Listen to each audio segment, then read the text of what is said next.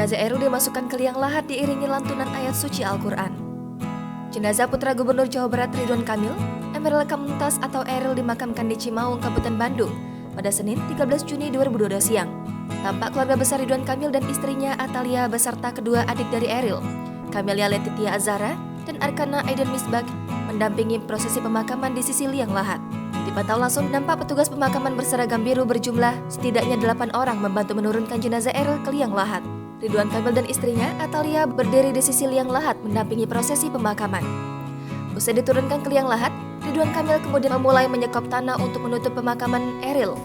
Proses ini kemudian dilanjutkan oleh 8 petugas pemakaman tersebut. Prosesi pemakaman sendiri digelar secara terbatas dan hanya diikuti oleh pihak keluarga. Jenazah Eril dimakamkan diiringi oleh ayat suci Al-Quran yang memuji kebesaran Tuhan. Jenazah dimakamkan menghadap kiblat. Sebelum diturunkan ke liang lahat, jenazah Eril diazankan terlebih dahulu untuk terakhir kalinya. Diketahui, makam Eril dirancang sendiri oleh ayahnya Ridwan Kamil. Nantinya, di sisi pemakaman akan dibangun masjid bernama Al-Mumtaz yang diambil dari nama Eril. Rancangan makam dipikirkan dan dipersiapkan secara matang oleh Ridwan Kamil. Ia mendesain sendiri posisi letak makam Eril.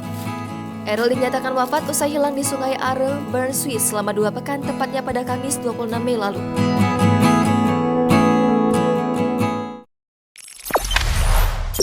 Jangan lupa subscribe, share, komen, dan like ya!